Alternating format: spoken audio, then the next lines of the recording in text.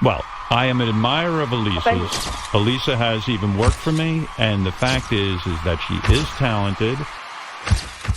What's it called? Kermit and Friends? Kermit and Friends. Kermit. But if Kermit, you're saying like not to do. Yeah, Wait. I actually have watched a few hours of the Kermit and Friends. How many hours have you watched, Natalie? Oh, no. Probably indulged in 8 hours. Holy. my wife and I watched Benji's ex-girlfriends or whatever's going on. We watched this crazy podcast, and I have to say, this is one of the probably in the top 5 things I think about right now. She has a podcast, but she gets to come on the radio. It is craziness upon craziness.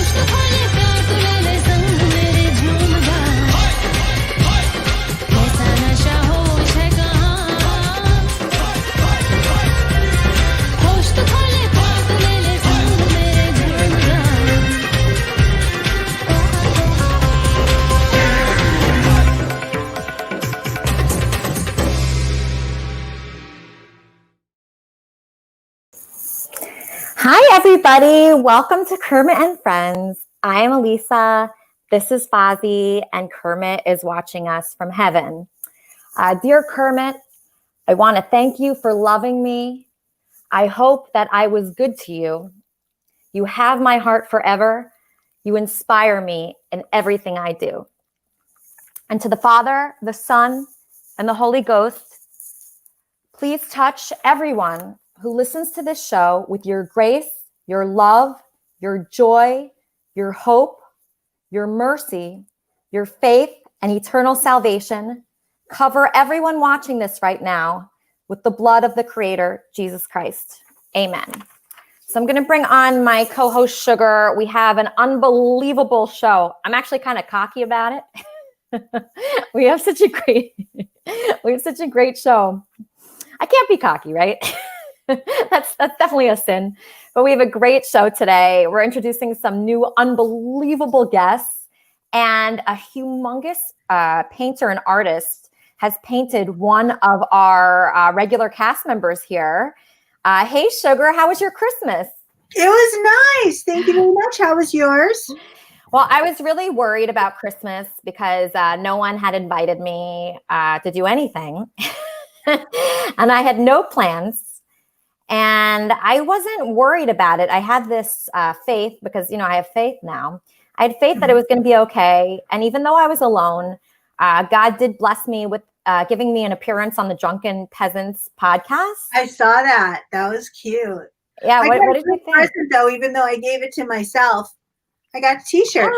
Wow. Oh my gosh. So Sugar's wearing an original Kermitarian t-shirt. She looks absolutely beautiful in it. Oh, thank you. So if you're jealous of Sugar right now and you want to look that good, Sugar, where should they buy that t-shirt? It's Cafe Press. I'm going to put up a link on my Facebook and also on my Twitter. And I can, if anyone wants a link, just get a hold of me and I'll show you where to buy it. Last week, I was watching the show, which was very good last week, by the way. Yeah, Congratulations. okay. And when I was talking to Andre, it looked like I snitched on myself for doing porn. Porn? I've never done porn. Yeah, but when porn? The way I said it, when I was what do you talking about, mean? like pay-per-view, and I just wanted to make it really clear that listen, I respect porn stars, but I'm not going to take any like flack for it when I never did it. So you've never done porn, but you thought that the Kermitarian Church might have speculated that you were I would have thought so. If I was watching that show, I would have been like, that girl just snitched on herself for doing porn in the early 90s. It did not happen.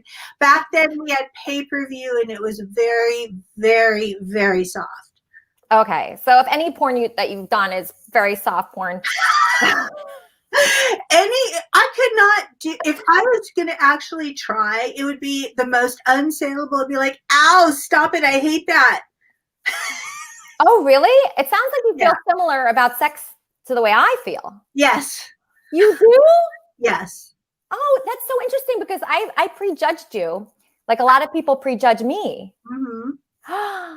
I judged you. Wow, that's unbelievable because I always get upset when especially men say, oh, you love sex. You're sexy. You love sex. And I say, no, I don't like it. I'd rather eat a sandwich and just pray at church or something. And they don't believe me. And so it sounds like I judged you. I can't believe I did that. So embarrassing. Ever since I've tried to make an effort to stop being judgmental, I've been amazed at how judgmental I am. It's a journey. We're all on a journey together. And it's a paradox too, because sometimes you have to judge and judge harshly. If somebody vulnerable, like a child or a little dog, is in need of help, you better judge and you better act fast. So it's constantly making snap judgments while trying to make no judgments. It's very complicated. Yeah, I judge all the time. And I know people judge me all the time. That's definitely something I want to work on. And I have so much work to do all the time on myself and with this show. And I really felt like we needed more of a staff here because the staff is like really small. Did you notice that our staff is small? It's like you and me. You do an amazing job. Thanks, but I need help. I can't do this by myself. I'm amazed at what you do by yourself. Oh, thank you. But Sugar, great news.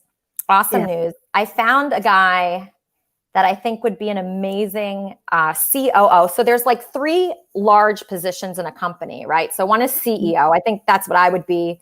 If I needed somebody to be CFO, so a CFO is someone that's in charge of finances. I think that should be you, actually. I think you'd be best at that.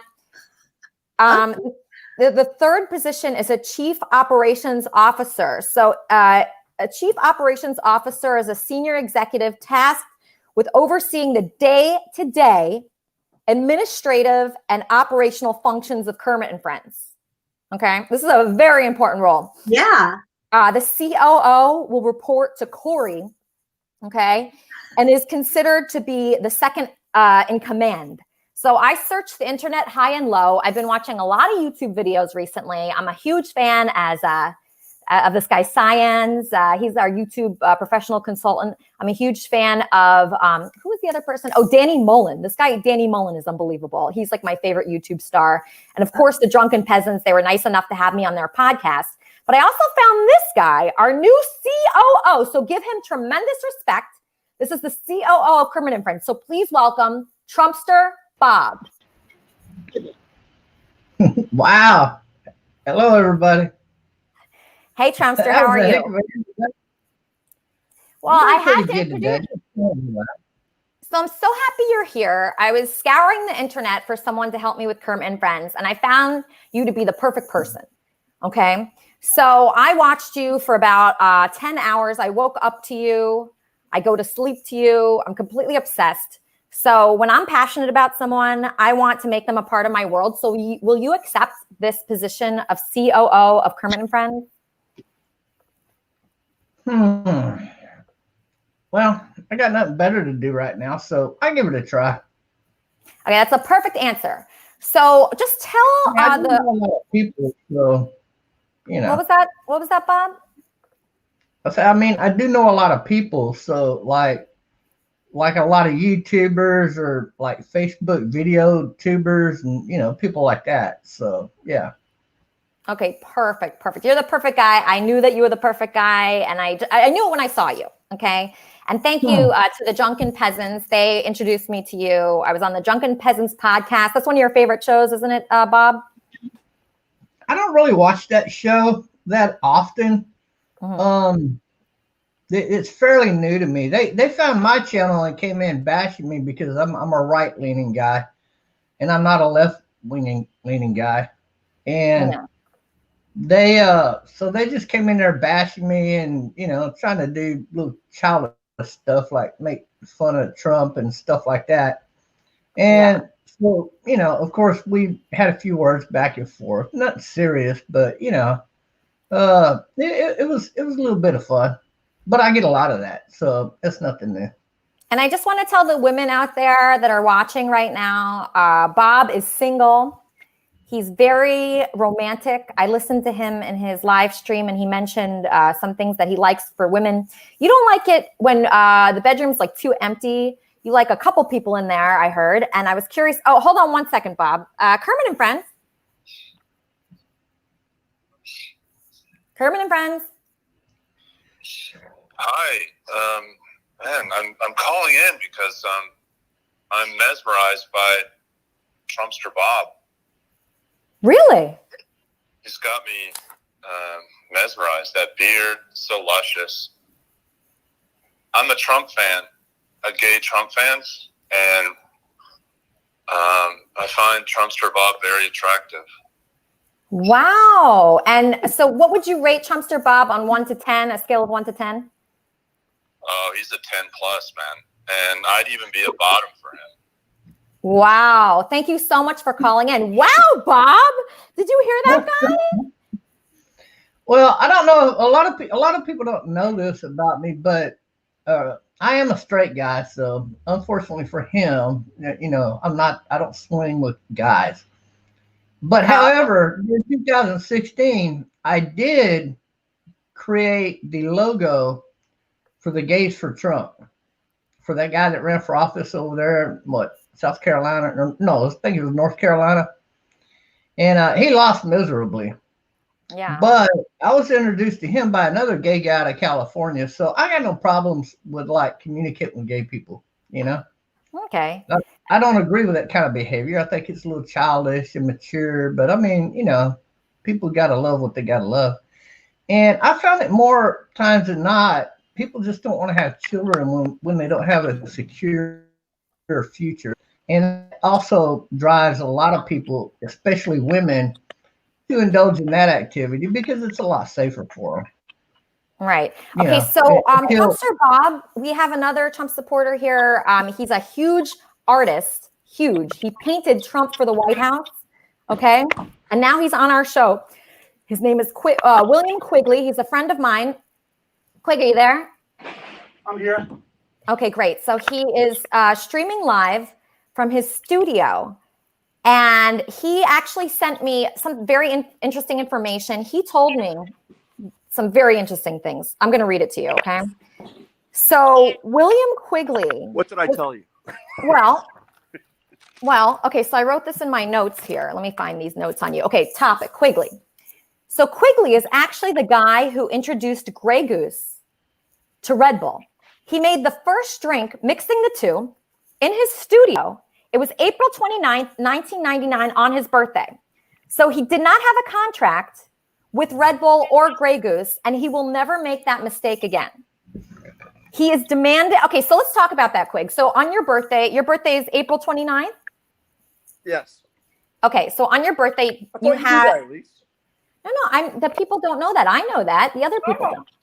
Okay, so it was your birthday. Take us back to the scene. When's your birthday, Elise? June 30th.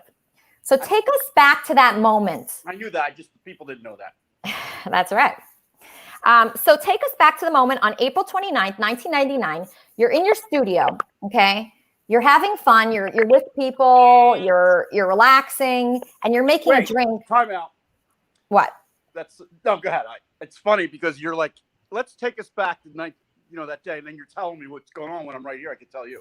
Well, because I'm reading my notes. Okay, so tell us exactly what happened there and how you discovered the drink Red Bull and Grey Goose. Well, obviously the art show was April 29th, right? Is the lighting all right? The lighting is really bad. Really? Yeah, it's like too sunny. It needs to be more artificial light. So this Trumpster, this is so interesting to me. Is that better?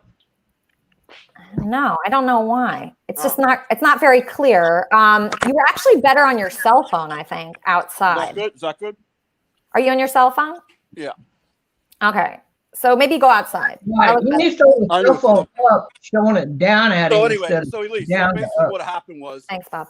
I had these friends that owned this new company at the time called. It wasn't really new, but it was new to me because I never heard of it. Called Red Bull. Okay.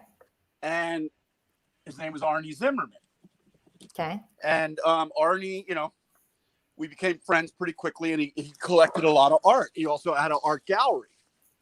So in the interim, I already knew Arnie. His family had Red Bull, right? So in the interim, I went to this party. Oops, now we have no light. I went to this party, right? And whatever. So I meet these guys who have this vodka company named Grey Goose. I'm bumping into stuff. This is great. Be careful. Hold on, let me get the light. And so anyway, so they were throwing this party for Grey Goose, and I said, I'm doing this art opening. Could you guys supply me with some vodka? And they go, oh, William, you need 3 weeks before we could do that, right? And I was like, well, some really interesting people will be there. And, really help me out because I'm trying to do a show. And I have this, clothing line and I'm trying to promote my art and et cetera. So they said, they're like, okay, we'll do it. We'll do it for you. But, this is rare. We really need and they were brand new. No one really knew. They had a little bit of exposure, but not much. Okay. And I'm not allowed to tell this part of the story, but I shouldn't tell this part, but yeah, who cares? I guess. Anyway, one of my close friends, I won't tell you because it's let's just say the person who designed the bottles for Absolute was coming. And I didn't really know that this was going to lead into a relationship or anything like that. I just wanted some cocktails for the art show. So, I dressed these girls in these skirts that I'm designing. The vodka shows up. The Red Bull shows up. And everyone at the Red Bull kept telling me it's great to mix with drinks. I was like, okay, fine. So we set up a bar. The two merged. The two never merged ever in their lives before. And, they actually made the drinks. It just happened to be in my studio. So, so we do this opening, and the owner of Grey Goose goes over to the guy from Absolute. I won't mention his name. And he says, oh, my God, I love what you did with Absolute. Andy Warhol did Absolute. And the guy slaps me in the face in front of the guy who owns Grey Goose, named Sidney Frank, his name was. And they both had prostate cancer. I think Sidney was 68 at the time. So this other guy was 67. They didn't know each other. And he said, would you market my Grey Goose brand? And the guy, I don't know what's wrong with my phone. The lighting is really bad, huh? Just go outside, Quig. Just start walking outside. Okay. So, anyway, I introduced them, and the guy from Absolute slaps me in the face in front of my mother, my 1-year-old niece, and he says, "Get Quigley to market. He's really good at marketing." So, I start talking. They called me 3 weeks later. They go, "What's your plan?" I go, "I don't really have a plan. I could, probably introduce, you guys to anyway." We did the Grey Goose Red Bull party. About 2 months later, they're calling me and they asked me, how we would do this. And I was like, I don't know. Let's just introduce. So I introduced these guys named Christian Aldeget, who had Ed Hardy. He marketed Ed Hardy from scratch. And at the time, he had a company called Von Dutch. And I had another friend, you may remember him, at least, named Robert Montwade. And Robert owned a bunch of nightclubs and, strip bars and stuff in New York. He owned, at the time, he had Rehab. And I said, Bobby, can I put this new vodka, it would help me. And I didn't have a contract. Nothing written, like an idiot. And I remember you introduced me to Noah and Jason Strauss. And I went to those guys, Mark Packer, and I said, Mark, would you take this new vodka? You know, Red Bull was already on the way. Red Bull didn't, you know. So I told Mark Packer, and I told, you know, Bobby Montway, I was like, you know, could we do this event? You know, could we do a couple different parties for my art or whatever in your clubs? And they're like, oh, you know, sure. I go, I'll bring the vodka. They go, what is it? They go, don't worry about the vodka. Pay us, and we'll use our own vodka. Just give us the money for the vodka. I was like, how about if I bring my own vodka for free? And he goes, what is it? I go, it's called Grey Goose. And I got this other brand named Red Bull trying to get their name out in the world. Would you consider let us bring the soft drink and the, you know, vodka? They're like, sure. And actually they said no. And I said, how about if I give you like 6 cases a weekend for like the next 5 weeks or 3 weeks, or whatever the contract was. And they go, I don't know. We got enough vodka, but it's free. So they started promoting it, obviously. They didn't have to go into their stash. It was free. So that's where it really started. So, you know, I'm really good with other people's stuff. So what do you think? So Quig, so what do you think should have happened and that they were didn't all happen? buying my art. You know, they were all collecting my work, so they had nothing to lose. No, but what did you want to happen? What did you want? I think, you know, I didn't know the liquor business at all. And I was involved in the music business at the time. You know, I was involved with Dispatch. And I was promoting these two or three things that were kind of not that well known yet, and including my own art and my own business, which is called Scrapper. And I was combining everything together. In fact, we went out to Vegas, the Hard Rock Cafe in 2000 with Von Dutch, and we did this giant party with Hugo Boss. And next thing you know, we literally had like 1,200 people, a bunch of girls running out in bikinis. You know, it was crazy.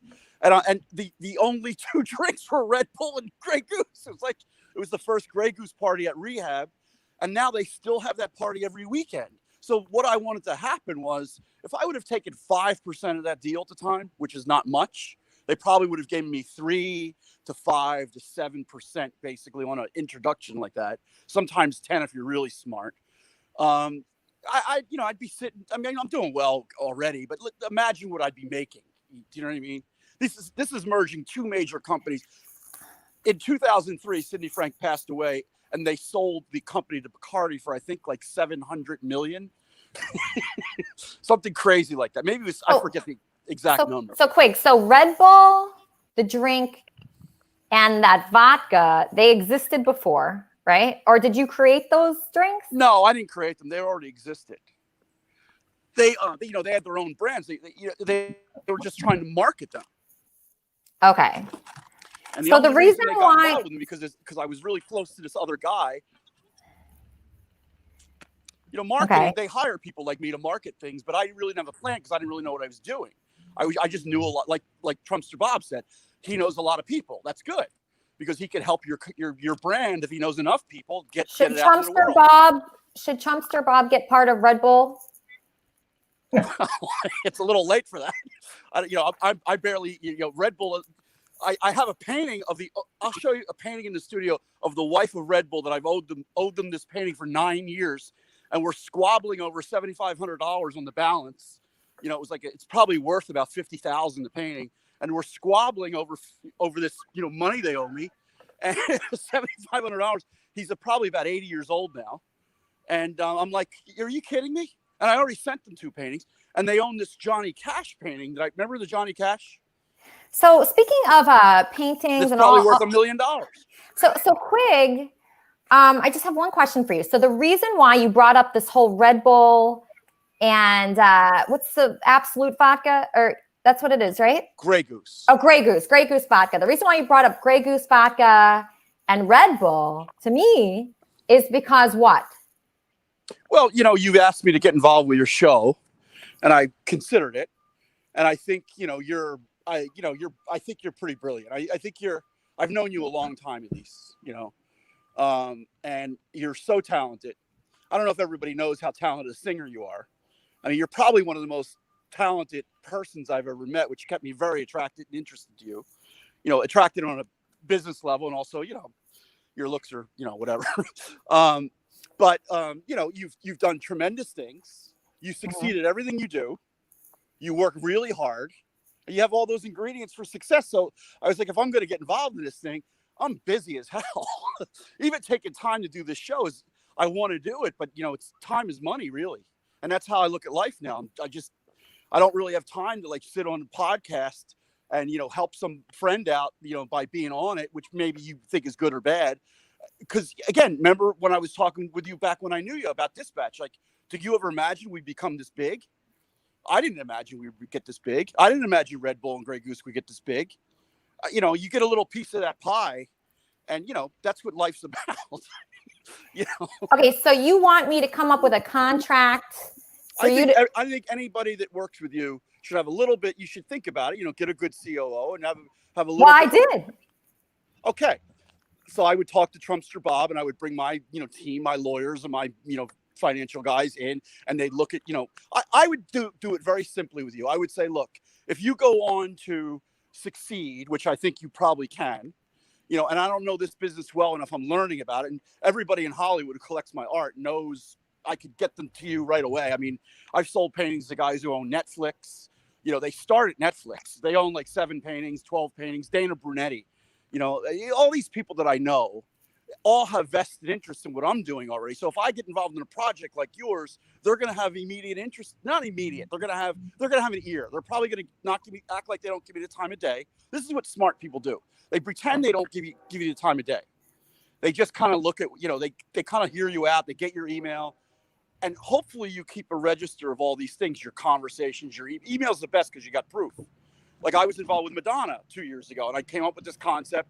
We do this concept. She raised $7 million in one night because a girl I was dating kind of forced me to I used to work with Madonna in the early 90s. Again, when we were all dumb and young, here I am working with her. I worked with her 3 He definitely belongs in your sales department. What's that? What was that, Bob? I said it sounds like he belongs in your sales department or maybe advertising department. Sounds like he'd be great in that department. Yeah, he would. He definitely would. I love Quig. I'm going to bring him on in a second, but I first want to talk to you. Okay, so you see what we deal with here, right? So as COO, I need you to kind of like go through the people and what they want. So Quig here, William Quigley, the famous artist. What do you think he's going for right now? What do you think? Because it's hard for me. I'm not that smart, right? So what is he saying? Do you know? I had a hard time with it, but let me throw this at you. One of my brothers actually invented mixing coffee with beer. Okay. Probably about 45 years ago. And he drank it his whole life for like breakfast. He was such a boozer, like 10,000 times the boozer I am. And one day it caught on, and now you see it sold at the stores. And he's like banging himself in the head for years because he never actually thought about actually trying to produce it. And I thought that's the way we were going with this story, that somebody was mixing Grey Goose and Red Bull together and making a drink, but that wasn't the case. Somebody had already come out with that drink. I think what it was is he got cut out of a good earning salary because he didn't have a contract, but he had a hand in it. So the guy owes him a certain amount of money, but he's probably never going to get it. Yeah, because we want things to be fair, Bob, here. We want things to be really fair. And we want people, like the people that want to be involved, I want them to be involved. I want them to enjoy it. I was just thinking today, there's several people. I don't care about the money like that. I'm not that kind of person. Yeah, no, me neither. I'm actually doing this so other people have fun, so I have fun. If people don't have fun doing it, I don't want them to do it. That's the thing. I want only. Yeah. So you're the perfect COO. You kind of understand. Hold on one second. Kermit and Friends.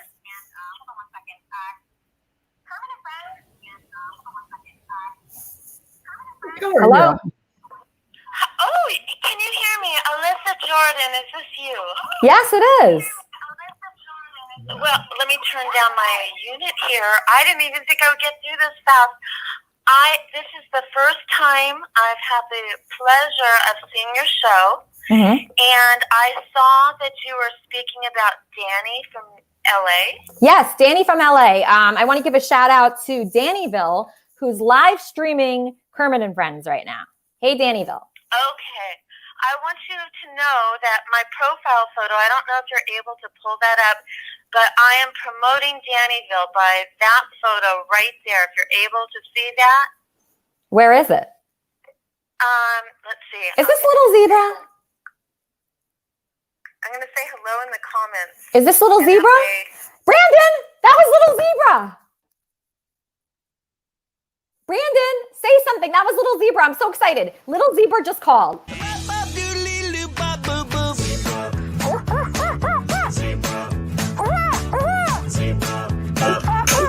Zebra, zebra, zebra. Zebra, zebra, zebra. Zebra, zebra, zebra.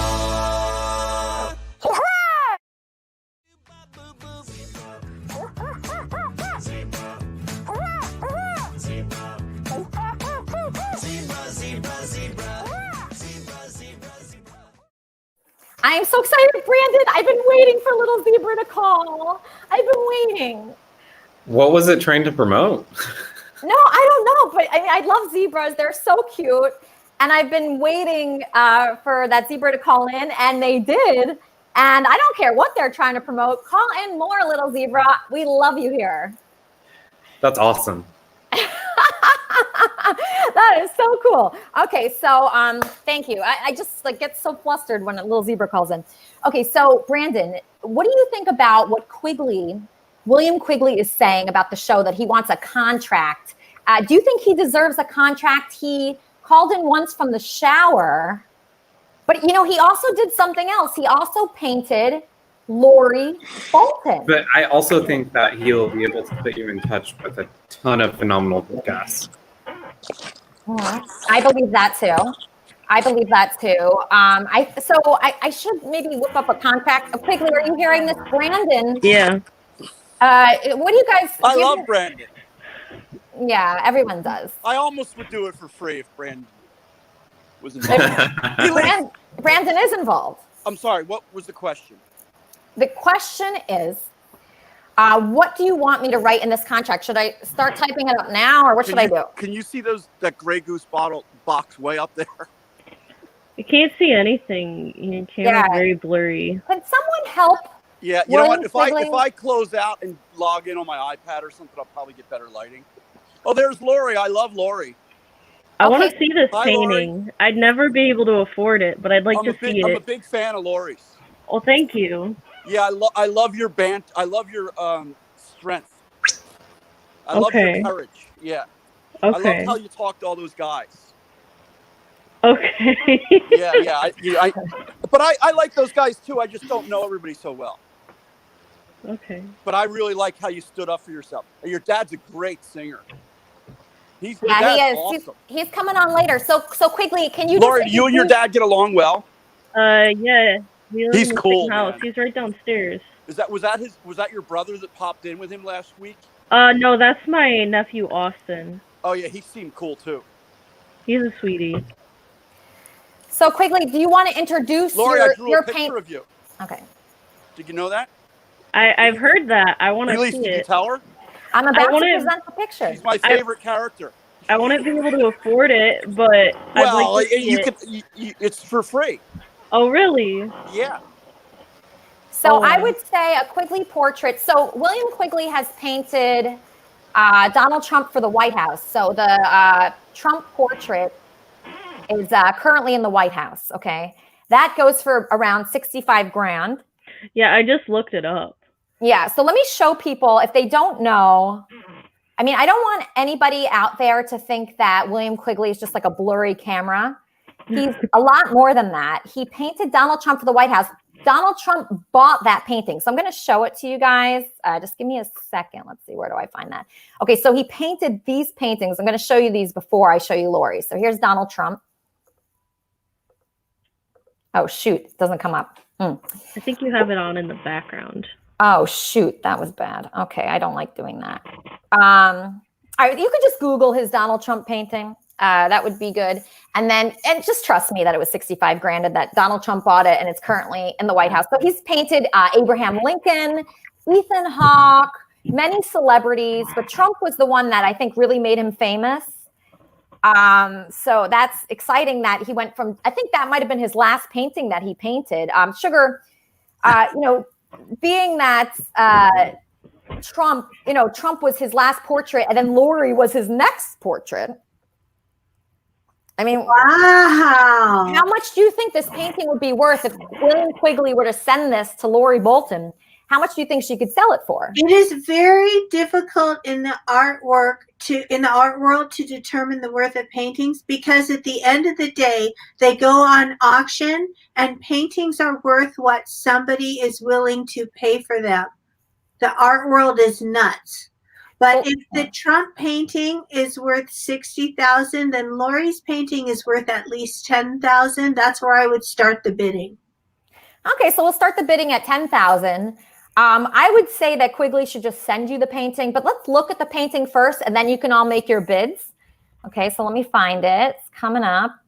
Here it is.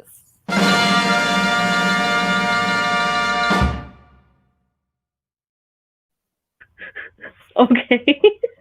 What do you think of that, Laurie? It's nice. It's nice? Yes, it's nice. It's nice? That's it? Yeah. Laurie, look at it again.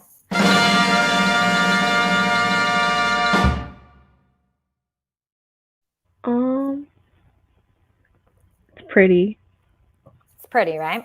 So what I'm thinking is that you should hold on to that painting for a while. Don't sell it immediately. Actually, let's see what Quigley says to do. Quigley, would you suggest people sell your paintings immediately because of the value, or should they hold on to them? Well, it's a tough question. Laurie, I'm sorry if you don't like it. It was a drawing I made off the internet. Right. And Elisa was telling me a little bit about the scenario with, you're not comfortable being labeled a Muslim. And it was kind of witty. I wasn't trying to make any knock or anything. I don't know if you know my history, but I was raised Catholic, and then I became kind of I don't know what I became, but I was involved with a Hindu woman for years. I lived in India twice. She was amazing. I was with her when her mother passed away. So my feel on religion is very, I think it's about actions, really. I'm not so, my father was very religious. In fact, he recently passed away of COVID, which is sad, but he was 88. I don't want to give anybody any anxiety, but in fact, my life changed dramatically when my father passed away. It's like it improved right away. It was 2 days before my birthday. So that was very hard. It was because my relationship with my father was very tough. He left our home when I was 5. And he's really, like all parents, regardless of what your relationship is with your parents, I think they have obviously a very strong impact on your life. And I chose to allow what happened with my father, my mother, and my family to try to be positive. And so, any connotation that you may have based on this drawing, I did put a lot of kind of heart into your piece. So, and it's just a drawing. It looks like me. It looks like me. That's for sure. Yeah, I like your eyes a lot. So well, thank you. I didn't put your glasses on. I think you have beautiful lips, and and I just think you're a very strong person, and you kind of represent, to me, based on the show, you just represent what it kind of encompasses to be a strong woman. Mm-hmm. So, which I've had a lot of strong women in my life, so I take inspiration from them. Let me get my headset on right quick. You hear me? Or do I need my headset? Welcome to the show. Oh, yeah. Howdy. Well, I've been told here to come by Dannyville. Everybody over there is wonderful. Good folk. How are you? I'm doing great. Did you see the painting that William Quigley, the famous artist who painted Trump for the White House, painted Laurie? No, I ain't seen the picture. No, I you didn't see much of an art connoisseur, I mean. Really? That's surprising. I ain't much of an art connoisseur. I may be a Trump supporter. I just ain't much into art and whatnot. So you're not into art. What are you into? This, guns, hunting, nice hats, knives, fishing, horses, boats. I fucking love boats. boats. Go. So Been you're waiting in your- about 30 minutes to What get was in What was that, M3? here. Been waiting like 30 minutes to get in here.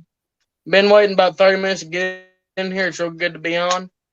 Oh, yeah. I'm so happy to have you. I'm going to try to give you a role here. As you know, we just hired a COO named Trumpster Bob. I hope that you will be able to help. And, we have a fully packed show. So just stay there. You're going to be a big part of this show today. We have a lot on our agenda. I think you're going to actually make a lot of friends I'm here. afraid And to say I gotta go in about 20 minutes. what was that? I got to go in about 20 minutes because I'm about to go up in the hills and go hunting, I'm afraid. Okay, that should be fun. Do you like music? What's your favorite kind of music, M3? Bluegrass and death metal. Bluegrass and death metal. Okay, so this is perfect. I have a rapper here. His name is Eitan, and he seems like a really nice guy, and he's going to perform for us. Is that right, Eitan? I don't know if we're going to perform. How you doing, Elisa? Good to see you, my dear. I'm doing great. We're just It's been many years. It's been many years since I saw you last. When did you see me? I did a gig with you and Benji at a venue in New York. Ivy Supersonic was there. I got up on stage. There was a band playing. You have pictures and video of it somewhere, I'm sure. Wow. Oh my gosh. So you performed with me? You called me on the stage and I did my thing and we all hung out after. We've hung out at least twice. Oh my gosh. Okay. Yes. So that is awesome. I'm so happy to have you on here. So let me ask you this. What do you think of the show so far? Do you have any thoughts on the painting that William Quigley made for Laurie? You have a lot of characters on the show. I love it. Right? Oh, Trumpster good. Bob. Trumpster Bob. Fan Is he fave. Really? Quigley. Is he your favorite? Quigley? Yeah. Yeah, I love Trumpster Bob. Quig is great, talented artist. Yeah. It's been good. He talks a lot about himself. I appreciate that. Yeah, he's very confident. Yes, love that. I like it too. I think it's a good quality. How you been? How are things here in LA for you? I'm doing well. I was very worried about like Christmas and being sad on Christmas, but I ended up being saved because I got to go on the Drunken Peasants podcast, and that was awesome for me. And I really enjoyed it. And I was worried, something that worries me a lot. You're a performer, Eitan. Are you ever worried about like being embarrassed or not saying the right thing or screwing up a song? Yeah, but I'm not sure any of that. It's the kind of thing where you get over it real fast. Being embarrassed. I'm the Jewish rapper. What can be more embarrassing? But I've toured all over the world and it's made me a living for over 20 years. So, Really? Yeah. Yeah, it's been a long time. So you've been making a living being a Jewish rapper for 20 years? At least. My first show was in 1992 in the Baltimore Arena at the age of 21 years old in front of about 15,000 people. And then subsequently, a few years later, I just started getting more and more gigs, touring domestically, internationally. And I have 2 albums out. Still doing it, but I'm getting old and fatter, so I can't put on the best show that I used to. And Corona has really kicked my ass as far as being able to tour because there's no touring for musicians anymore. So what should you do if you're a touring musician or a comedian? What do you do when you can't tour anymore? You collect unemployment until everything opens up again. What are you going to do? I have a nonprofit that brings rock musicians to Israel. And, we can't tour Israel either because they got the lockdown. Oh, no. Oh, I'm so sorry to hear that. That's terrible. You make it work. You make it work. That's what I'm doing. I was working in a private equity company and I don't know. I think I liked it. Now that I look back at it, I don't think I liked it that much because I love doing this so much. But they closed and I just said, what can I do to be happy? I was so miserable. I just lost my dog Kermit. I had that was the worst time in my life. And I was just so sad because of that. And I said, what can I do? What can I do to make myself happy again? I was really willing to do anything. And so that's how I found this. And now I get to talk to people from all over the world. And I just love doing that so much. And I get to meet very talented artists like Quigley. Are you still there? I'm here. Okay. This is a lot better. This is like a 10 out of 10 as far as how it looks. All right. So you painted Laurie. Laurie looks great in her painting. She's considering selling the painting. Are you going to be sending her that painting anytime soon? She's selling it already? Well, she's considering it. Really? Okay. That's good. Good news for her. Yeah, good news for her. Exactly. So, I was telling this guy, Eitan, he's a nice guy. He's been touring professionally as a Jewish rapper for 20 years. I was telling him, there's one thing that I was really nervous about with my Drunken Peasants podcast that I went on, and it was that I'd be humiliated because I've been humiliated before. Could I went go on backwards a little bit. Why is she considering selling it? She didn't even get it yet. Oh, let's ask her. Laurie, what are you going to do with this painting? Quickly. I was about to type in the private chat. I actually don't think I want to sell it. I would frame it and put it on my wall back here with my Maryland pictures. I could take the words out if you don't like them. Huh? I could take the words out if you don't like them. What do you mean? It's pretty. Oh, good. Oh, okay. She a lot of loves people it, like the way I Quinn. write. It's an honor. I've never had somebody draw me like that before, especially an artist. Oh, really? Yeah. Oh, well. I'm just some nobody who lives in Michigan, who lives in poverty, has like a bunch of debt. You're not a nobody. You're somebody. You're somebody very Laura, you know special. how long I've been in debt? I'm somebody to my cat. Laura, you know why I want contracts from people? Because I've been in debt so long. Yeah, I know what you mean. I'm fortunate now, but it took a long time. I like the feel like I'm Avengers 23. painting. I'm sorry? I like the painting behind you. That's awesome. You want to hear the story? Sure. So, I mean, I'm not dropping names. I'm really not, okay? Because it's not like everybody likes me. They just hire me. When you want to put a pool in your backyard, you hire the pool guy, right? When you want to bring furniture in your house, you hire the furniture people. When you want to hire electricity to put your electricity. So when you want to hang a painting in your house, these people tend to, where's my camera? So they tend to hire me. So anyway, Christopher Evans, Captain America. My sister, his mother is an amazing woman. They live in Boston. And I worked with Chris in 1995, long before my sister met. My sister is an amazing person. She's got 3 beautiful kids. They're all really smart and very ambitious. My brother-in-law happens to be a neurosurgeon at Harvard. He's, again, I'm always talking about people. I love ambitious people. I like everybody. That's my problem. If I have a problem, I like too many people. So anyway, Christopher Evans, who I didn't remember working with me way back in 95, I did a movie called London. I did all the paintings for it around the room. Again, I wasn't paid very much. The movie's okay. I think the movie's good, but it was the beginning of his career. And his mother told my sister, who they're very close, tell Bill not to bring up that movie with Chris. Anyway, Chris asked me if I would make a special painting for Robert Downey Jr. And I was like, Robert lives close to me, lives around the corner here. He just moved in with his wife and kids. And I used to kind of hang out with him in the 90s when I was living in Los Angeles. See him at parties, say hi, all those kinds. Try to get him to buy my art, all that stuff. Never bought any art from me. So about 2 years ago, he came into this very studio and he started looking around and he remembered me. And he told my assistant, I wasn't here. He told my assistant, could I have some of his clothes? Here's my clothes. Like these are I own a company called Scrapper. So he took like 17 pieces of clothes and gave them to his employees and his family.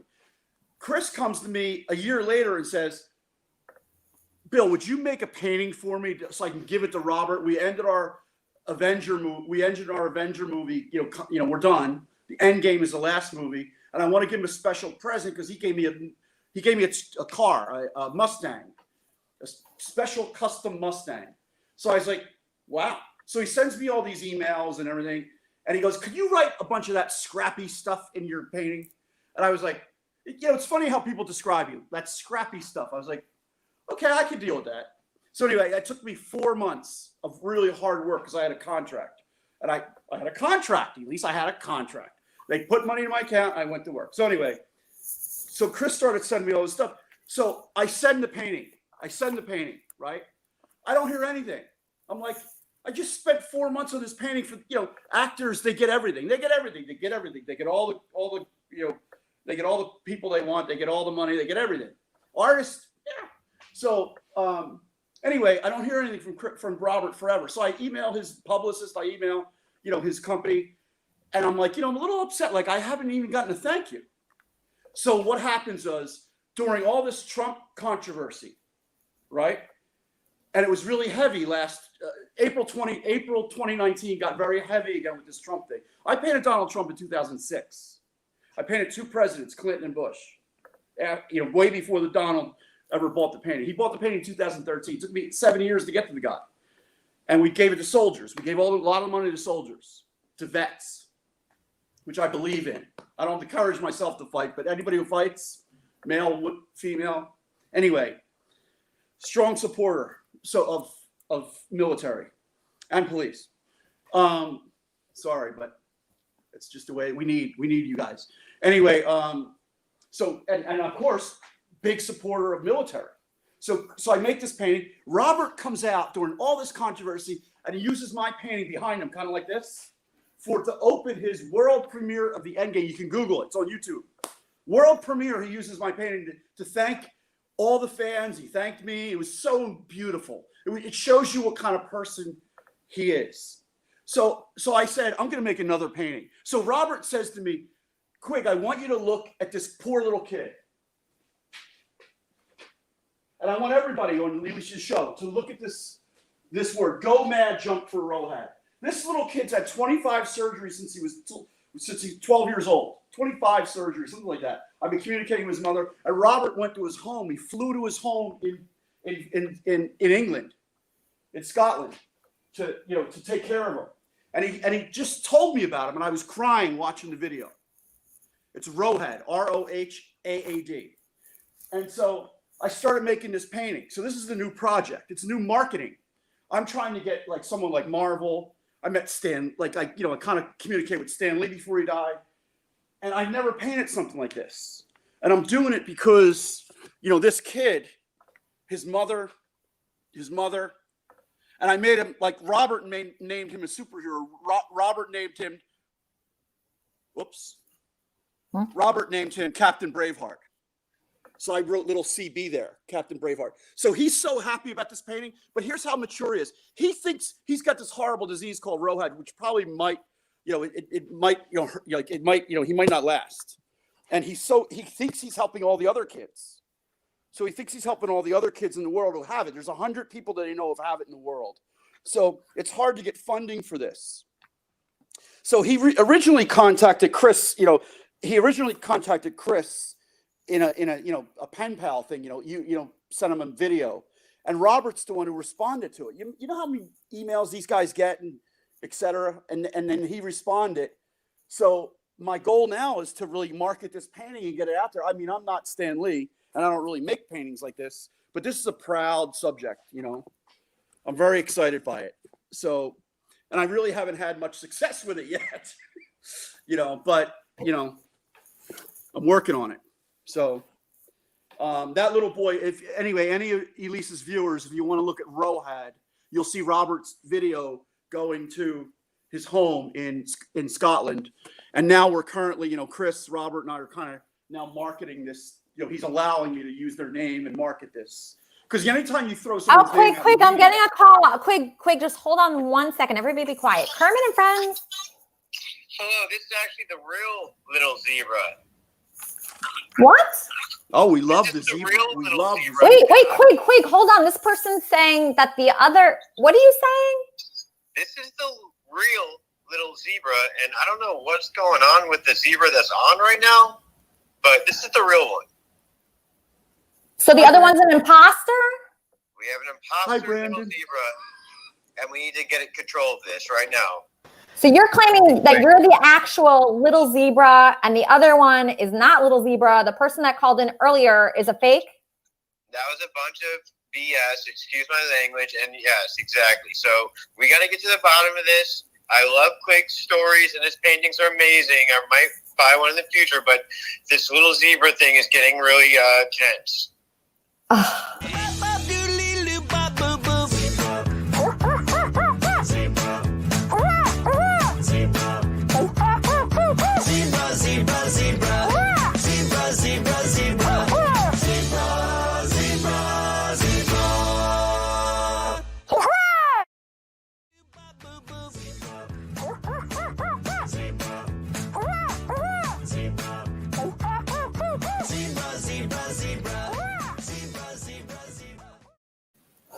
Well, that was really a surprising call. I wasn't expecting that. We had this little zebra woman call in, and I was so excited. And I thought that was Little Zebra, but then this other guy just called in, and he said he was Little Zebra, so it's really hard to know who's who. How do I become a zebra? You just call in. I would love to be a zebra.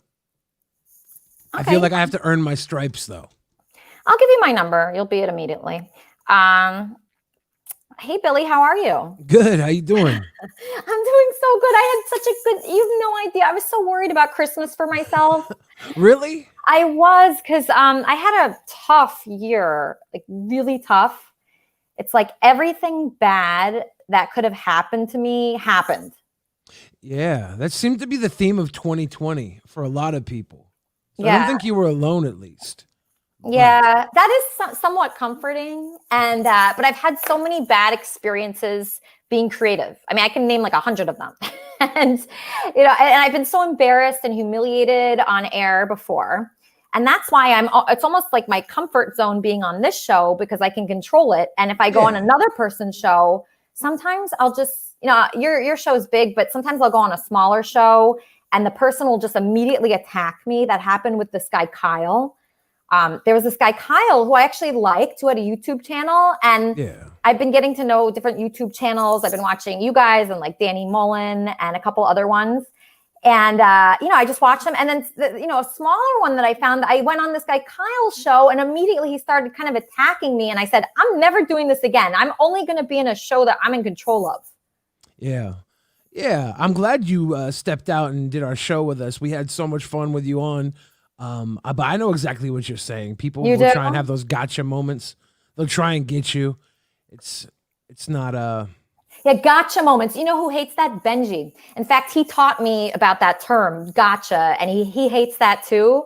And for me, my heart is taking me this way. I'm saying if you come on my show, I'm not begging anybody to come on my show. I'm not pleading with anybody. If you enjoy it, then you come on my show, because I am doing this just so people have fun and they enjoy it. And so I enjoy something. That's the only reason. Yeah. You put on a fun show. Like this is great. If this was all you did, you'd have a great creative endeavor. But I love that you're going out and you did come on Drunken Peasants and hang out with us.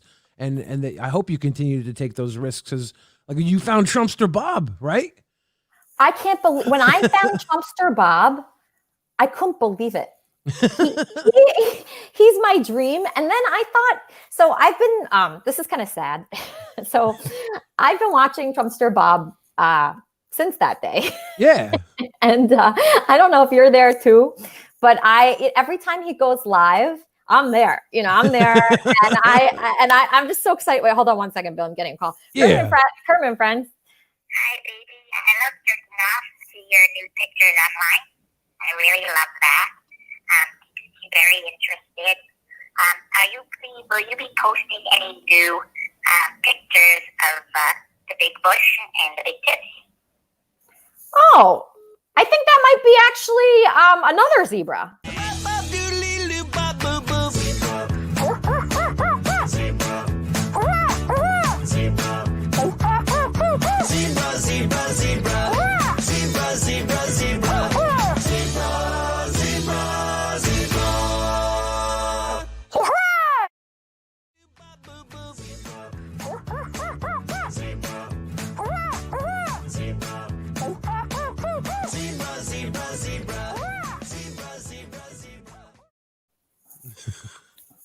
So if anybody missed it, I just want to say again, please check out Drunken Peasants, my episode. I mean, was my episode the best? Just admit it. Yeah, the single best episode of all time. And we appreciate you coming on. And hopefully you don't get too big to come visit us again in the future. Because I enjoyed it so much. You guys are so nice. And yeah, I've had those gotcha moments where people invite me on something. I had that. I called into this radio station. This guy reached out to me. He said he was a huge Howard Stern fan. He'd love to have me on. He enjoyed my work on the show. He really buttered me up. And then I call into this like Florida radio station and he says, I can never make it. I'm a loser, and just attacks me. And I think about it. What do you get out of that? I mean, what is the point? I'll never go on that show again. And he doesn't know where I'm going to be in like 3 years or 5 years. Don't you always want to have an ally? Should we go after this guy? Should we make him like public enemy number one? There's a lot of people like that. I actually forgot that guy's name, but there are some people. It's the best when you forget their name. It's the best. Yeah. When they're that unimportant that you just forget them. I know. Let's make a list though. We'll like a naughty list, like Santa Claus style, and we'll just check people off our naughty list. Yeah, do you have people like that? Like, who is your number one enemy? Oh, I don't respect anybody to make them my enemy. Really? Like, if anybody is in like trying to get at me, I'll play with them. I don't care. If someone tries to get me in a gotcha moment, I'll play with it. I'll have fun. I don't care if I get embarrassed. I can come back from anything. I've been in some pretty terrible positions, so I'm not too worried about it. But when I see other people get attacked by people, when someone thinks that they're big enough to hurt little people, and it's not always little people, but especially when they go after little people, I can't stand that. I was so hurt when Jimmy Kimmel said that my show was a train wreck, that I treated people poorly, that I had no talent, and that him and his wife were laughing at me. And that really was upsetting, because even if he felt like that, why would he say that? He has so much success. He can't be jealous of me. I mean, what is it? Why would someone that's big like that go after a little guy? I really didn't understand that. Yeah. That's actually heartbreaking. Yeah. But I think Jimmy Kimmel is kind of that type of guy. I've seen him give platforms to people who are a little weird and out there. So it's 50-50 with him. I don't know. He broke like Andy Milonakis back in the day. I've seen him kind of push people who are outside of the norm. And I don't know if it's a laugh with you or laugh at you situation. Yeah, it's hard to tell sometimes.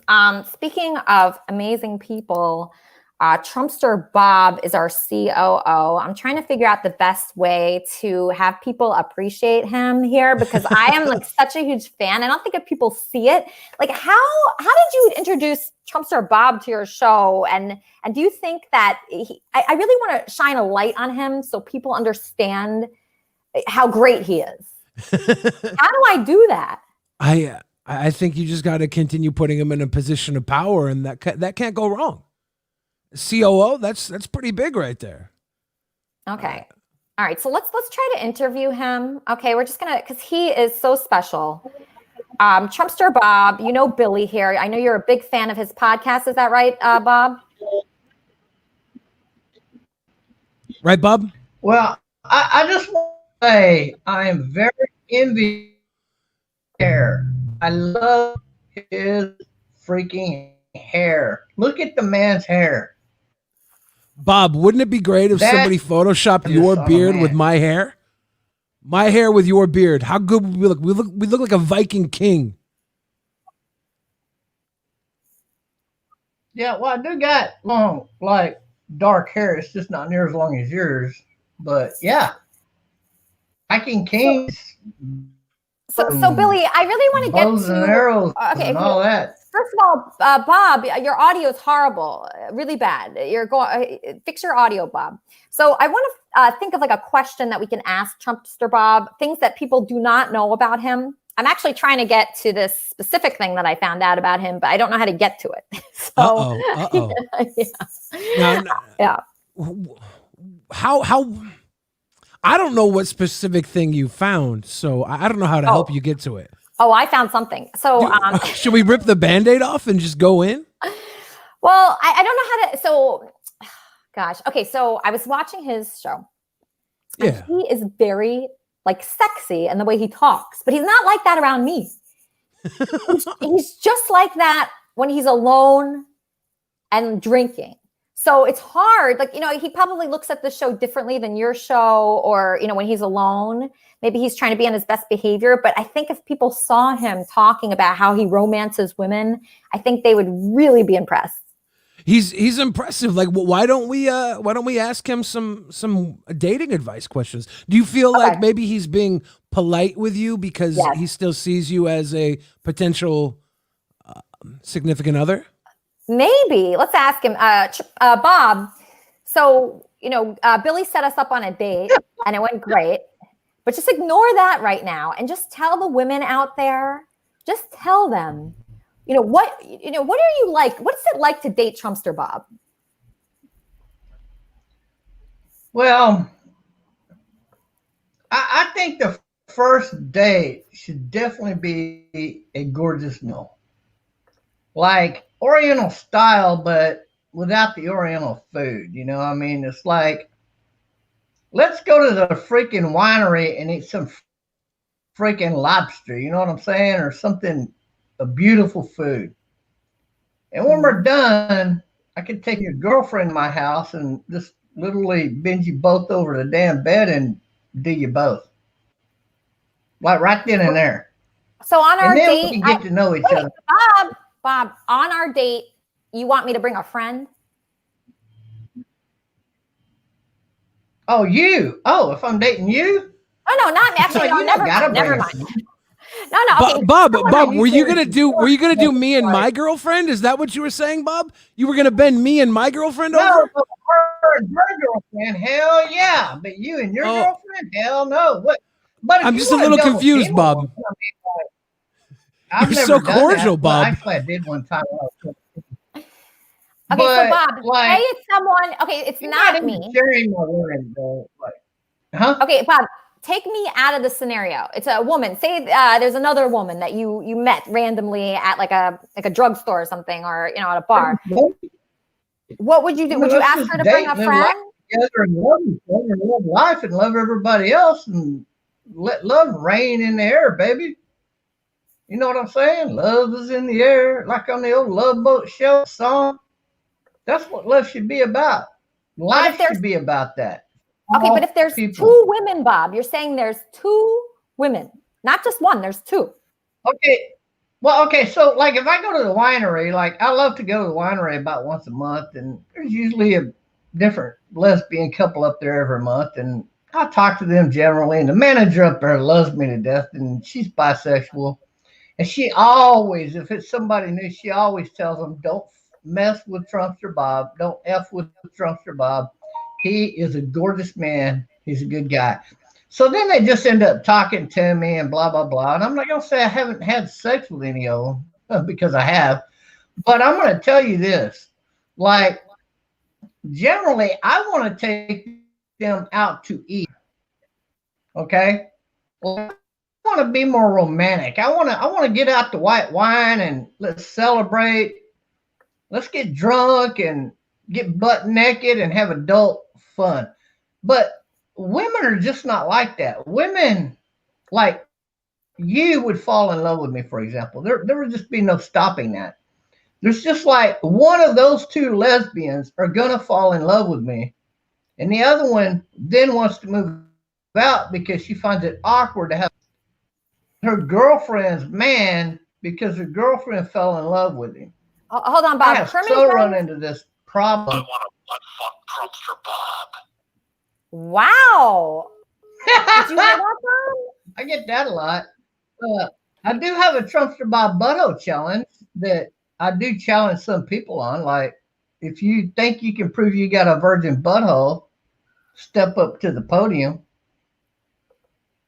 And what do they so get? That's nothing new. What does the winner get, Bob? There's no winner here. There's no loser. You either prove you're a virgin butthole or you're not. Like, you can't say you're a man of God if you don't have a virgin butthole, for example, because it's just not allowed in the church, according to the Bible. So, like, you got to have, as a man, a virgin butthole, right? And then I come up off of that ideology with the Guantanamo instead of, you know how they were talking about, oh, it's so bad they were waterboarding those people? What the hell was wrong with that? They were bombing our people. Like, I come up with the dunking machine, the Trumpster Bob dunking machine. And that's not torture. It's pure pleasure. But I promise you, the first time you drop a Muslim mother effer son of a, you know what, on that damn machine, and it goes up his backbone, they'll all start talking and screaming, whatever the hell you want to know. So, yeah, I mean, this topic is nothing to me. I'm glad that these guys love me and want to do me so hard. I actually did a video one time where I was so constipated and it just would not come out. Have you ever been that constipated? that you just couldn't release those bunnies out of your backbone. And like some guy called in and he was so turned on. Hold on one second. Kermit and Friends. I knew this guy. Trumpster Bob and my boyfriend. Oh. He's full of shit. All the shit he's saying about buttholes and what he's full of shit. He fucks my ass every night. That's why I call him a cum dumpster Rob. Trumpster Bob, full of shit Rob. Go back to bed, Rob. Take out the trash, you son of a bitch. Get off the internet. Who the hell is that talking? Great caller. He claims he's your ex-boyfriend. Okay, so you're a new person here. So what I want people to do is ask you a question. So Brandon is my neighbor. You need to know him. You're going to be working with him steadily. Brandon, what do you want to know about Trumpster? I like Brandon already. I think he's got a good-looking beginner spirit, and I think he's a decent-looking fellow to work with. I mean, I got something with that. Thank you so much, Trumpster. So I don't know how many dates that I've gone on with Elisa, because there's been a number of them. And she only got naked one time. What? Oh, yeah. Oh, God. Oh. Damn! I didn't like that day.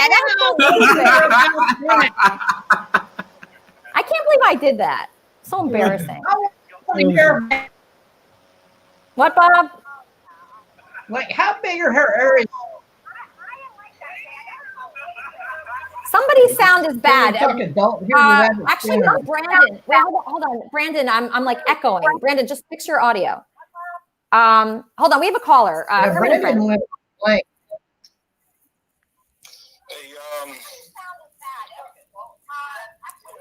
You have bad audio too. I can hear myself talking. Yeah, can I ask Trumpster Bob a question? Yes. Trumpster Bob, would you agree with this? The Republican Party, they like small government, less red tape and government regulations, strong military. Capitalism inefficient and encourages Americans to soar and be the best they can be. The Democrats like bigger government, needs to control all people and businesses, weak military, leaving our country open to terrorism. Let's all share the wealth. Squashes big hopes and dreams when you pay so much in taxes to support big government spending that business owners become discouraged. Why should they create jobs when they will have the same pay anyhow? Why take a risk with my investments with the government? We'll keep taking a big chunk out anyway to start my own business. You bust your butt and lazy pothead neighbors get the same income you do. Does this sound fair? Get the same income you do. Does that sound fair to you? You are busting your butt out there every day just to pay his share. Is completely unmotivating. North America began to escape big government and high taxes of England. Time to change directions. Wake up. Do you agree with that, Trumpster Bob? No.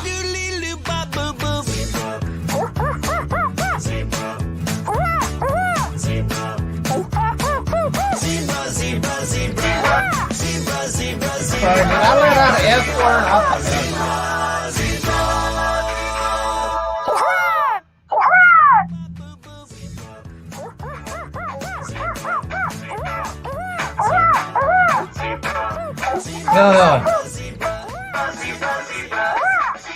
I'd love to answer this guy.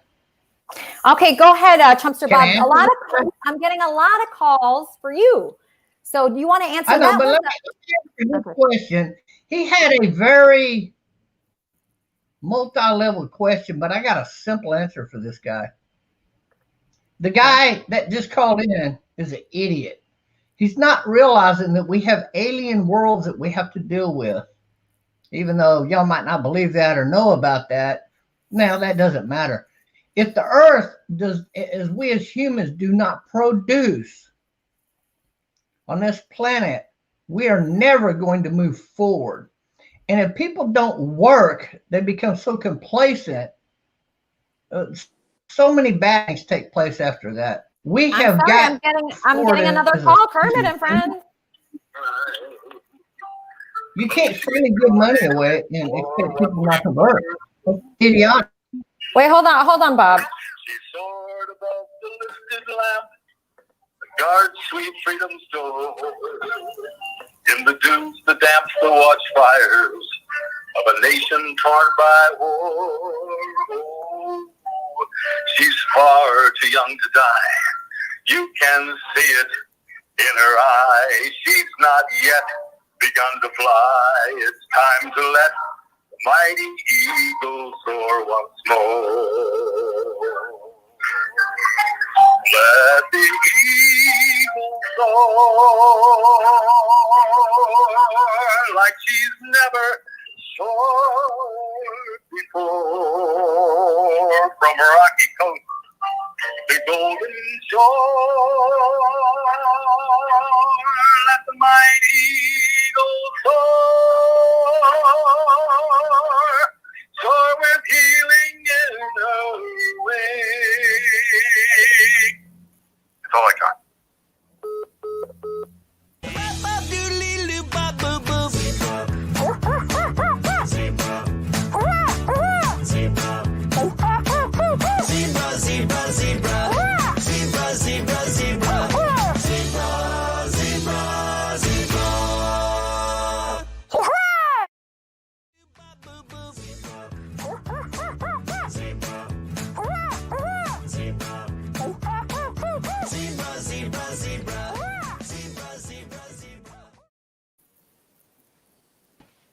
So Bob, you're a Trumpster. I couldn't even tell what that guy was, but did Joe Biden, did he win fair and square?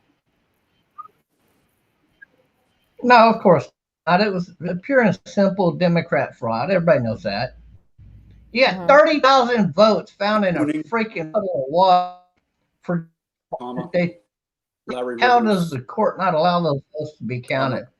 Giving Donald Trump the Pennsylvania election. This is ridiculous. And Nathan. So you're upset that Trump lost? No, I'm upset that the Democrats have gotten away with cheating to this degree. But I can accept communism. I mean, I flow with the water, baby. I mean, but I mean, let's face it, what's good for people could be a bad thing. If in America you allow, for example, Muslim law and a Muslim law, you as a female can walk into a bathroom. I knew you were going to bring her on, and I love that because I know a lot about the Muslim faith, like so much. Do you? But I do. I definitely do, baby doll. Don't call me that. If she walks into a bathroom and she don't have a head cover or her arms could legally be raped, and 90% of the countries on planet Earth, right? In America, if you allow it, in America, she can legally be raped, and the men do not be held accountable because they are within their rights to rape her. No. Oh, I don't think you know. I don't think you know a lot about Sharia law. There's laws in Islam that prevent you from being raped, or will protect you from being raped. Idiot! You're an idiot! Quit lying! No, I think you're delusional, and the amount of copium that you're inhaling right now in your room is ridiculous. It's absolutely hilarious how delusional you are, sir. Be outlawed more than not me. That would be out in Florida, not me. You're inhaling way too much. Quit lying to people. Biden won fair and square, and you know nothing about the Islamic faith. People will not love you. They won't even like you. They'll see you as an ugly beast. You need to understand that. Okay. So just quit lying to people. Why are y'all trying to teach our kids in our high schools and elementary schools and junior highs about Muslim faith? We don't even allow the Christian faith to be taught in our schools. That's Why not are y'all exactly being true. so damn? The school that I went to had like a Bible study during lunch hour. So Yeah, like a club is allowed. Like, well, yeah, we we were allowed to learn about Christianity and but Islam is world history. Do you not know that Islam is world history? A lot of the studies that we have in school, like algebra and different sciences and mathematics, you would not have if it wasn't for the Islamic Renaissance. Shut up! You shut up with your hypocrisy. You're a hypocrite. You're trying to convert a volunteer There's organization. hypocrisy in all religion. There's hypocrisy in all religion. You're a hypocrite. Shut up. This chick's a hypocrite. You cannot convert a If club it makes her happy, I'm mandatory behind my daughter. They're- Makes they're her at different. peace. She feels at They're peace with separate herself. from each I'm other. behind Like my apples daughter, and oranges. 100%. Oh, that's your daughter? So you a scumbag That's my that brought daughter. her to this country? I was born here, and my Oh, so family you're the has piece of been shit that brought her to my family has been in this country for hundreds of years, Trumpster Bob. I'm a convert to Islam, and it brings me peace. Hundreds of years. If it brings peace to Has her chosen to and makes her, betray the her American feel people. good in her Don't soul, wanna wear a Yep. Muslim face, Mashallah. which allows Allahu 13-year-old girls to Akbar. be fucking ass. And that's okay. Allahu Wait a Akbar. minute, 12-year-old girls, 10-year-old girls to be manipulated to become advancedly sexually active, and that's okay to you and your That's stupid nothing to do fucking with ideology? Islam. That That's is the nothing one to do with thing Islam. every fucking body hates about goddamn Islam. They You just know have nothing to about do it. Islam. you got to miss. There's lots of misconceptions in the Islamic faith. Daddy, fuck you when you're 8 or something. Yeah, There's it lots has of everything but you misconceptions in fucking the Islamic faith. dickhead, stupid. Dumb bitch from the day she decided to go Muslim. You stupid Muslim bald-headed fuck. Bald-headed. Wow. Trumpster Bob, that is so mean. Why would you be so mean to her? I am not Muslim, Trumpster Bob. Allahu Akbar. Oh, you're Muslim. You're a fucking Muslim. Because I'm not your daughter's Muslim. Just, you're a fucking Muslim spy. Shut up, you bald-headed Muslim fuck. Just shut up. And don't tell me I'm being mean because look here, Elisa, I'm let me not ask Muslim. you this. Is it okay if I fuck a 10-year-old girl? If I No. go out and capture a 10-year-old girl, I abduct a 10-year-old There's girl. laws against that Is in it then all okay faiths, because and I that's can't misconceptions. okay? That's all there is I to can it. fuck her. If I go out and capture a 10-year-old girl, it's a goddamn fact, you stupid fuck. 10-year-old Laws against that Let me in tell you, all okay. faiths. Trumpster Bob, why'd you call me an idiot? Wait a minute, shut up. Let me talk. Let me talk. Let me tell you some facts. Everybody can look up. Let me just tell you some facts. 90% of the children abducted in the USA are taken to Mexico. And out of those 90% of children and adults that are abducted and taken to Mexico, 90% of them end up in slavery cells in Islam. And there are 3 types of slavery cells in Islam. For your ignorant, stupid, bald-headed, lying motherfucking ass who pretends he doesn't fucking know. He's probably a part of this shit. There's Let me tell you the slavery 3. all over, not just with Muslims. It happens all the time. Child slavery. They're taking children away to You're wrong. in this country. It happens all World the who's time. never outlawed slavery in Islam. Islam is the only part of the world who never outlawed slavery, and they're the ones that started black slavery, stupid bitch. Look, you got labor slavery where they put chains on your ankles and wrists and force you to sew clothes together or produce whatever the hell they want you to produce and so that they can make money off of it. And all you got to do is feed you and throw you in the damn house and then give you watermelon or whatever, right? That's slavery. That's labor slavery. Another third of that is called sex slavery, and it begins at the age of 5 fucking years old, sometimes That 4 happens years in old. this country too. Yeah. All the Think time. it's okay And it's for your not bitch just- to it's not Muslim. Okay, whoa. It happens all the time in this country too. Trump dumpster, whatever your name is, shut your mouth for a moment. You're also a freaking hypocrite. Yes, I agree with you on the Muslims, but then you say that you're for Trump, but you're also for communism. With communism is follows along with Muslimism. So you're a fucking hypocrite yourself, brother. So you talk about virgin assholes. You're talking out of your asshole. You dumb idiots. Jesus Christ. So you're the biggest hypocrite in here. Amen. Amen. You're talking out of your asshole. Dumb idiot. What's the other third? So much. Ask me a question. What's the last third of slaves that are sold in the Middle East? Since you fucking know so much about the subject, and I'm the fucking not to be no nasal twangy. Have some cojones and talk with diaphragm, brother. And you're the biggest hypocrite in here. You talk with a loud voice like a fucking cocksucker, and you accuse me of having a loud voice. I am not for socialism. Oh, yeah, I am not bringing the dollar down. Tearing down the free market, tearing down our personal independence. It's called a goddamn terrorist. I'm for communists. I'll go over like a dog and got my. I was an idiot. I'll go with the flow. You're the biggest. I voted for Trump.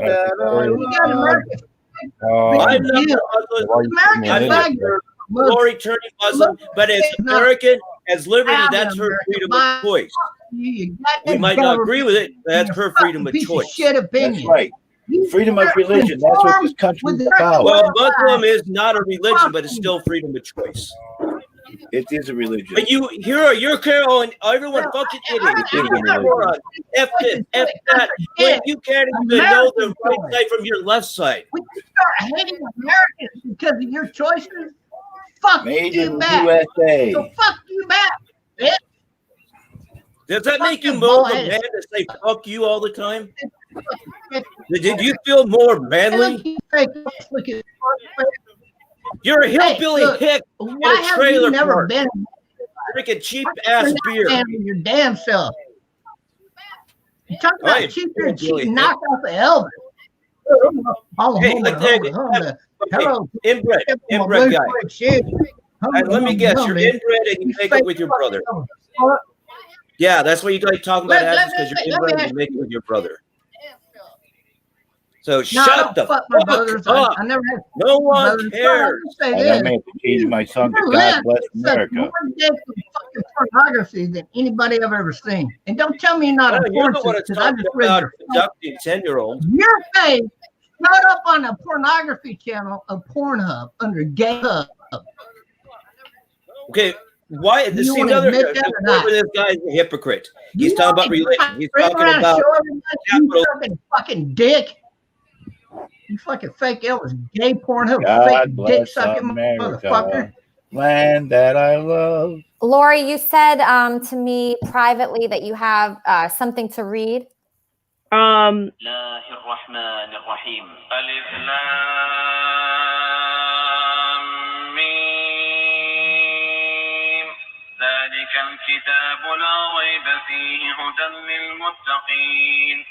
الذين يؤمنون بالغيب ويقيمون الصلاة ومما رزقناهم ينفقون والذين يؤمنون بما أنزل إليك وما أنزل من قبلك وبالآخرة هم يوقنون أولئك على هدى من ربهم وأولئك هم المفلحون إن الذين كفروا سواء عليهم أأنذرتهم أم لم تنذرهم لا يؤمنون ختم الله على قلوبهم. Let me change it so it's English and Arabic.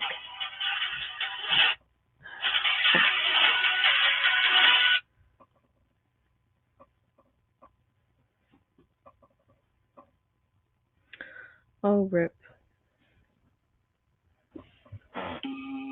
In the name of Allah, the entirely merciful, the especially merciful. Alif Lam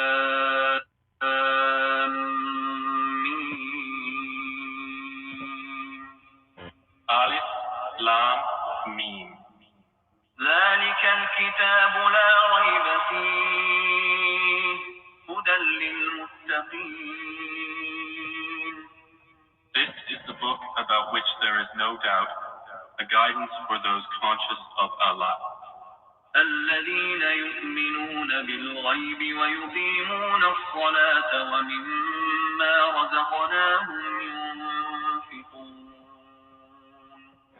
Who believe in the unseen, establish prayer, and spend out of what we have provided for them. والذين يؤمنون بما أنزل إليك وما أنزل من قبلك وبالآخرة هم يوقنون.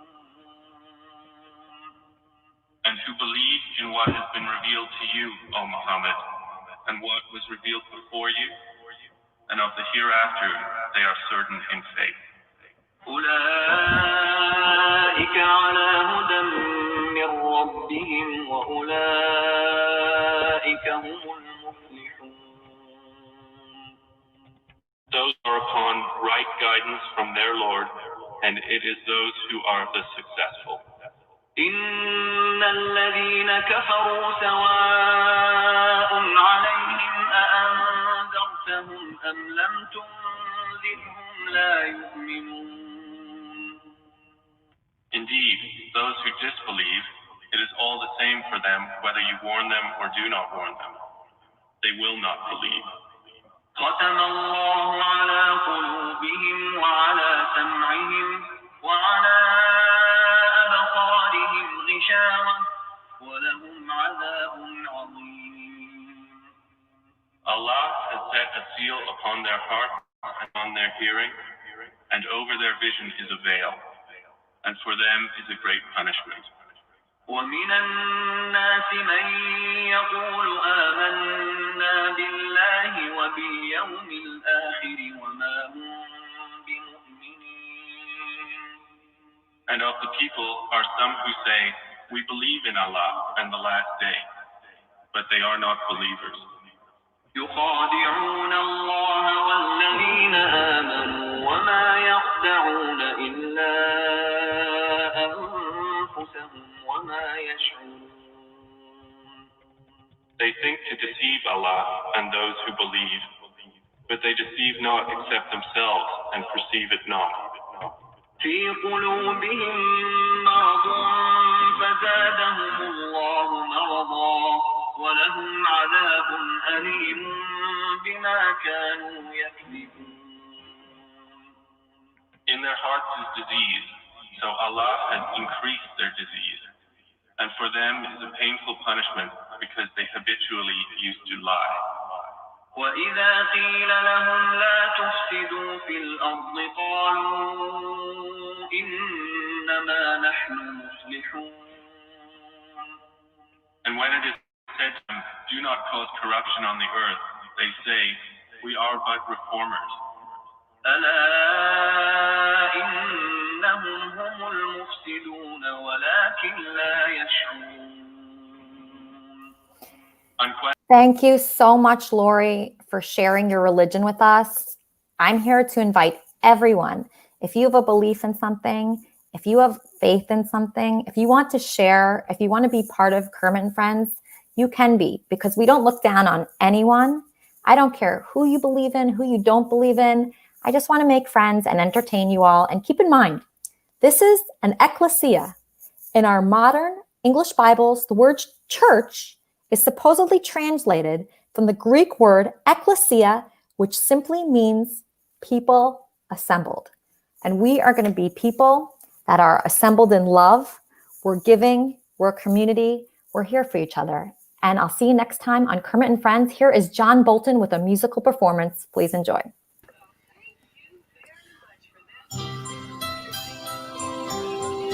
I changed my song. I was going to do something else. I decided with all this stuff, these guys talking U.S., how about we all do a little God Bless America together?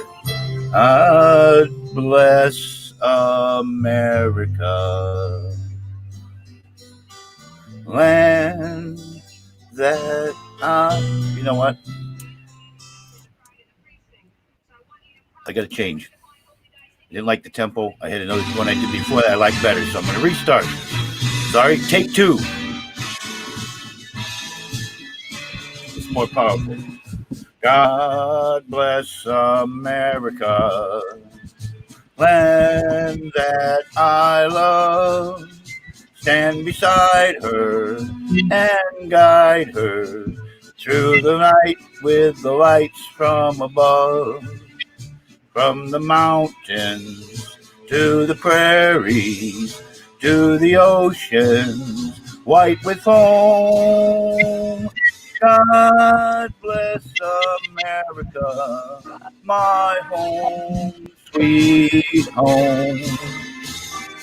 God bless America, my home, sweet home. God bless America, land that I love.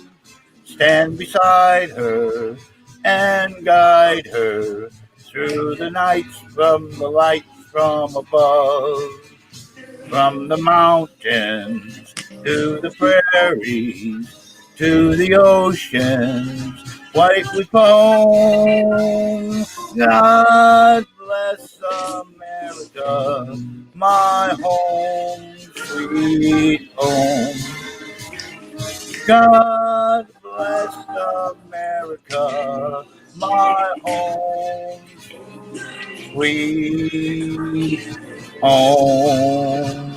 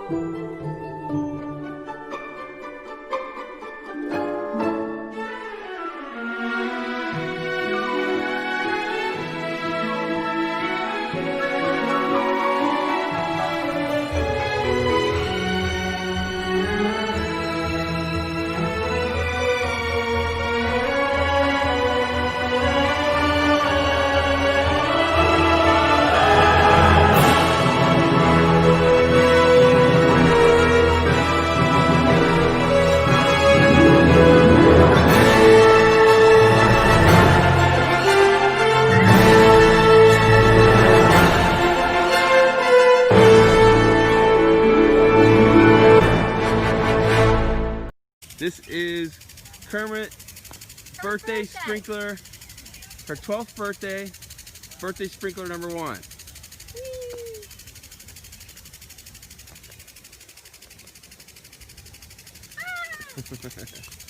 And Elisa is, I think, going to go into the sprinkler. We'll see. I'm in it.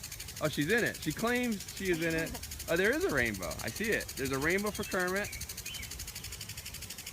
Kermit hates it. We love you. Show us you like the park, Kermit. You're running fast. Running fast for a 15-year-old, huh?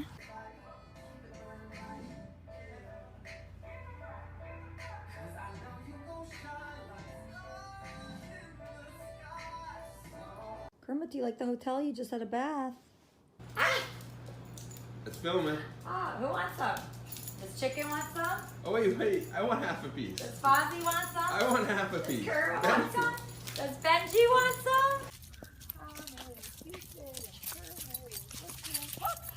some? I know, I see.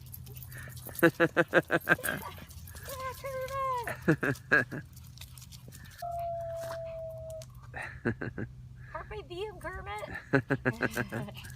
Me too, me too.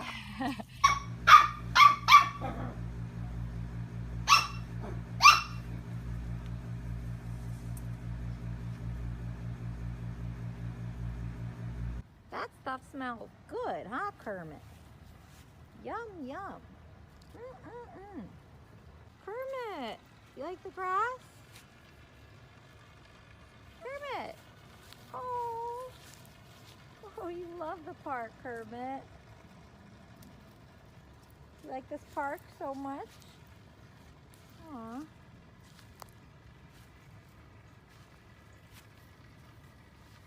We're on video now. We're in New Orleans, and there's a bagpiper in the background. Yep. Here's Kermit. There's Kermit. And he plays, there's a bagpiper here 24/7 in New Orleans that plays on the shore.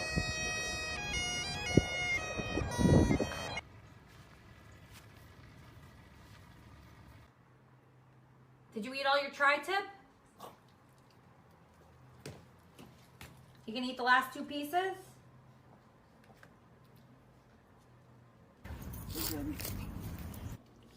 Kermit, do you like that chicken?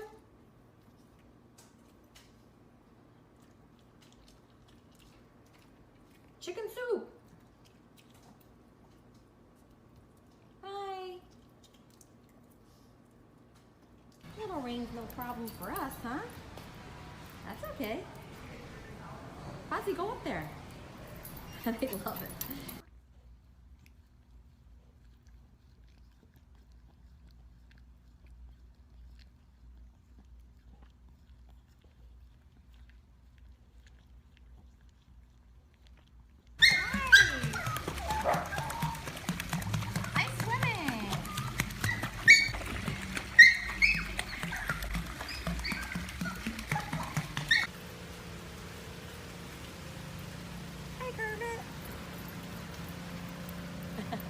Does she look great? I didn't get that last part. You guys having fun at the dog park? Kermit, you having fun?